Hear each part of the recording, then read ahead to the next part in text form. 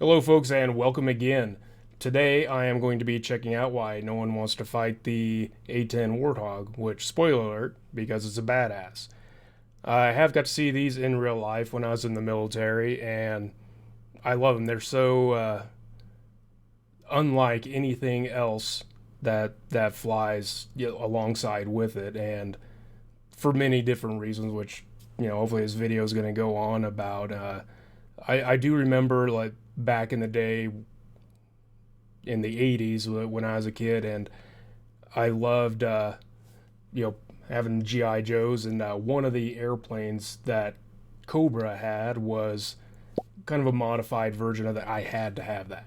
In fact, I may want to get one still, just to reminisce and go with myself. So anyway, remember to lick and submit.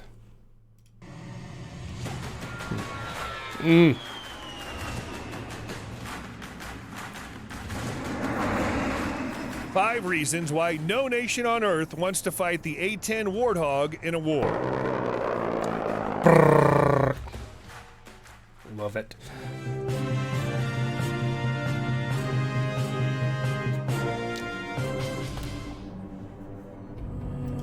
Anyone find it ironic it's called a news channel when there's nothing new about this? Just saying. One simply does not mess with the A-10 Thunderbolt and get away with it. Tell him, Sam. Call her the A-10 Thunderbolt, or more affectionately, A-10 Warthog, but the U.S. Air Force Close Air Support Avenger will take a beating and still find a way to shower you with her low-altitude armor-piercing ammo. The A-10 is one of the most revered pieces of equipment that our fighting men and women have at their disposal, and its track record proves it. The 30mm GAU-8A cannon that sits on the front of the A-10 with its barrel protruding from the nose is one of the heaviest automatic cannons ever mounted on an aircraft. Since the pilots are protected by titanium armor, which also protects parts of the flight control system, the A-10 can linger longer in the battle zone in all kinds of conditions, including low visibility and darkness.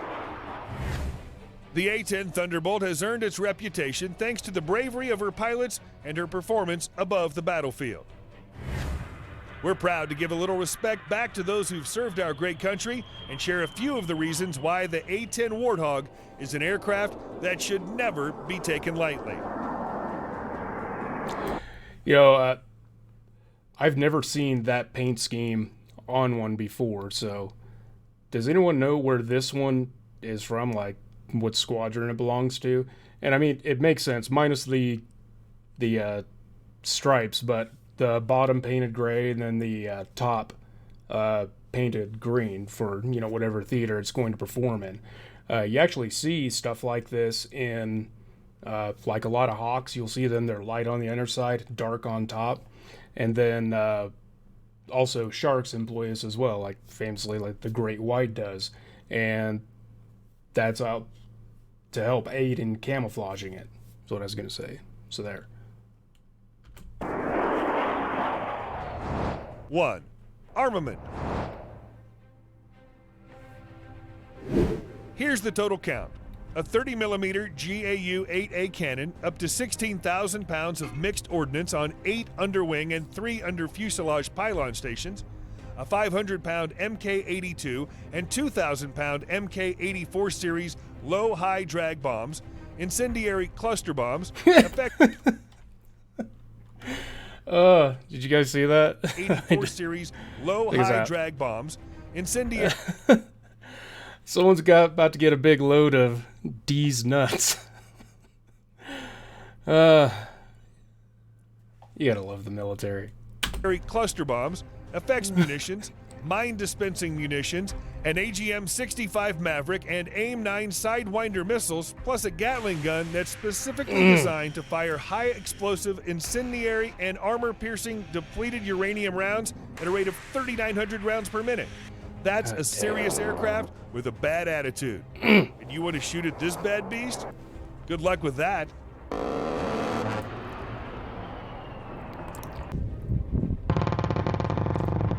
What's crazy is that's slow motion.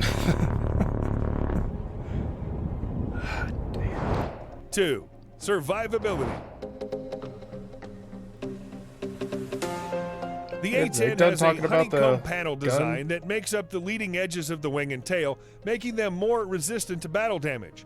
Interestingly, the front landing gear retracts under the wings while still sticking somewhat out of the fuselage, giving the Warthog a way to touch down with its landing gear up. This aircraft can survive multiple direct hits from armor-piercing and high-explosive projectiles, while its self-sealing fuel cells are protected by internal and external foam. Like in 2003, when Captain Kim Campbell successfully brought her Warthog back from a close air support mission near Baghdad, her 75th Fighter Squadron A-10 was hit by ground fire, taking extensive damage to the starboard vertical stabilizer, horizontal stabilizer, aft fuselage, and engine. Fine shot. There it is. So you see all this fire that it took, and there are some videos out there, but what the A-10 does, what it is designed to do, when it's saying it's like close air support, it is close air support. It is basically just kind of sitting above the battlefield. It isn't up high like in an F-15 or F-16 and flying fast. This thing is flying much slower, so it could be able to gain a target much easier, and as such, it makes it a target. But the thing is, that's what's equally badass about this. It's designed to take hits. Stabilizer, aft fuselage, and engine. Upon sustaining the hit, the airplane became uncontrollable, rolling left, nose down. After trying several ways to regain control, she engaged the backup mechanical flight control system. The jet responded, and with some help from her wingman, she landed back at her forward base. She's a badass pilot too, I imagine.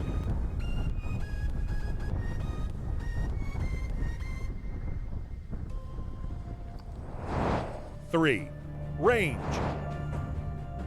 At around 2,580 miles, the Warthog's flight range could get you from New York City to Los Angeles, California. Thanks to two General Electric TF-34 GE100 turbofan engines, very big range. The aircraft can achieve about 450 miles an hour, or Mach 0.75, making the Thunderbolt fast enough to be ultra-deadly. Means it could just fly around a whole lot longer. 4. Support.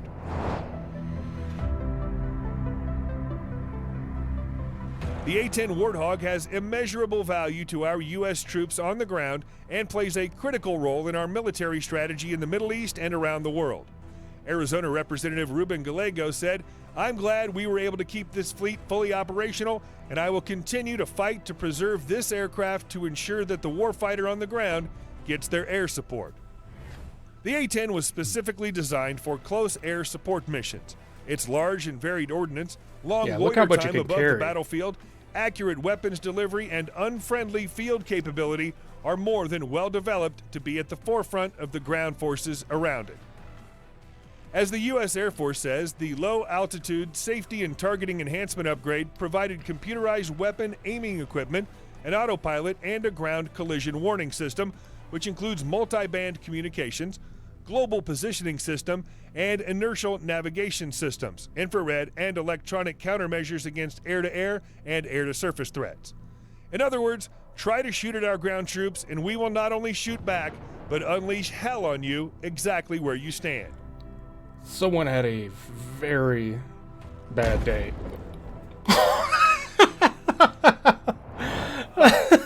Grit. Oh my god, I gotta see that again. 5. Stand. Look at that. Just when you thought it was bad enough, and you're like, wow, that was cool. Then BAM!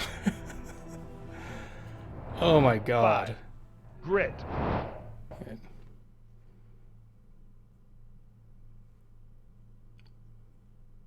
What happened to the audio? A-10 pilots have night vision capability to conduct missions during any hour after dark. The A-10 was also designed with a fast maintenance turnaround time in mind to keep it on the battlefield. Things like damaged wing skins that can be replaced in the field, it's part of the video. cannon creating so much smoke while it's being fired that it looks like a forest fire, and a Gatling gun that fires rounds the size of beer bottles makes the Warthog deserve its moniker, the Cross of Death. Certainly the most important thing to remember is the pilots who fly these winged wonders and the ground crews that maintain them. Our fighting men and women are the real heroes, and the A-10 Thunderbolt is just another tool in the fight for freedom, and a tool that works quite well, thank you. Contemporary Air Force F-15 and F-16 pilots like to joke that A-10s don't have instrument panel clocks, they have calendars. That's, well, I say it's kind of funny, but I mean, check it out. That, to where, a lot of newer aircraft would have something like, a touch display where you could do stuff. Yeah, they gotta use a freaking clipboard. And what happens if you drop your pen? At the time, the Air Force's high-tech fighter faction, which included most of Air Force leadership, considered the twin-engined straight-wing attack airplane an anachronistic dud, unfit to operate in the modern battlefield where it was supposed to kill Russian tanks. Whether you're talking about a sophisticated stealth bomber or flying machine gun, it's never easy to bring a new warplane into being.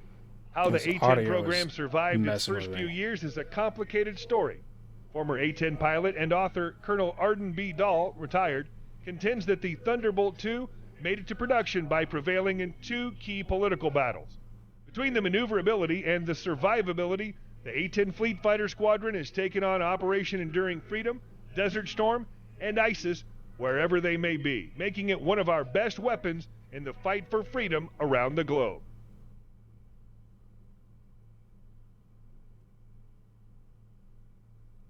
Always love this thing and we'll continue to love it. Alright, and that was why no one wants to fight the A-10 Warthog. That's some good footage.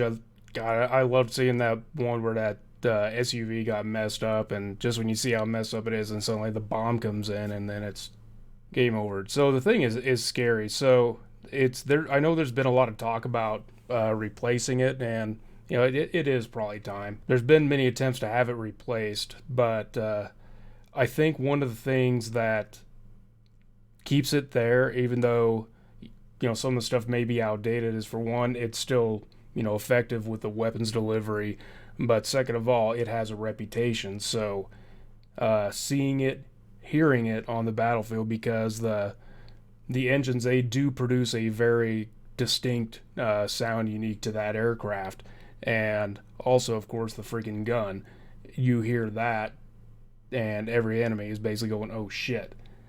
So one thing that is interesting about it that was not mentioned in the video is that freaking cannon is so powerful that when it is being fired, it produces so much backward pressure that it actually cuts the total output of the engines by 50%. So it effectively gets slowed down when it fires it. And it could only fire for so long because, of course, it's going to end up like warping the cannon. That cannon is amazing, and even though it may not be effective as like a missile, it definitely has that shock and awe factor. Well, if you like this and want to see me react to more stuff along the lines of military hardware or just some other stuff in general, let me know what I should check out below. If you want to support me and what I do, I'm going to leave some links down below to where you can do that, and also I'll leave a link to the original video below. So thanks a lot for watching. I love the A-10 and I love a lot more, so let me know what else you want me to check out, and take care, folks.